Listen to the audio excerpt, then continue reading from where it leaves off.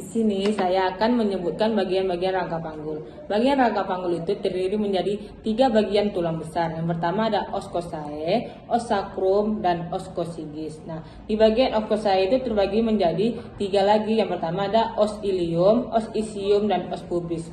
Di bagian os coccyx itu, di bagian promontorium itu os sacrum ada yang pertama namanya promontorium, dan bagian penghubung ini disebut dengan articulatio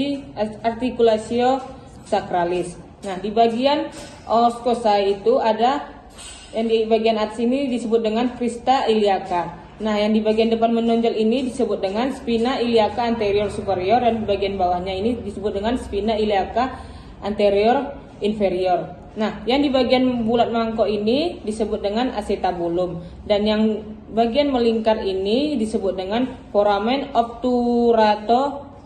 obturatorium. Nah, dan di bagian tulang dalam ini disebut dengan spina ischiadica.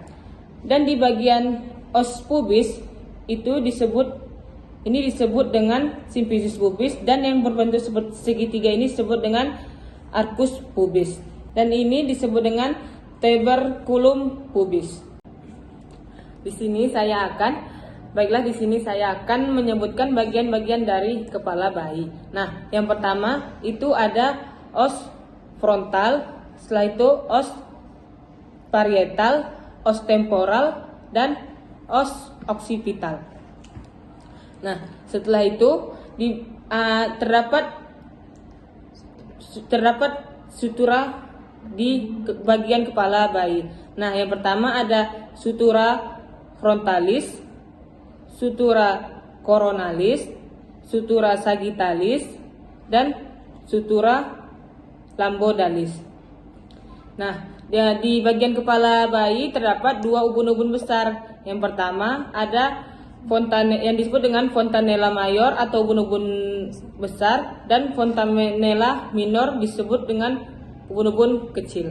Nah, di sini saya akan melakukan proses mekanisme persalinan. Yang pertama itu ada engagement atau masuknya bagian terbesar kepala janin ke dalam PAP. Nah, setelah itu ada descent atau terjadinya ketika bagian bawah janin telah melewati panggul. Nah, yang ketiga ada fleksi. Kepala janin semakin menurun dan semakin fleksi. Yang keempat itu ada putar faksi dalam atau kepala berputar dengan posisi ubun-ubun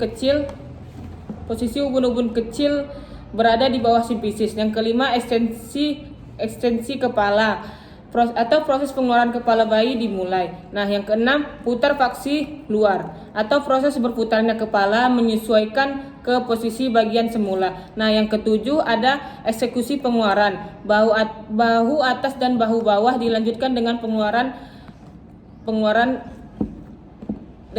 tangan dan kaki.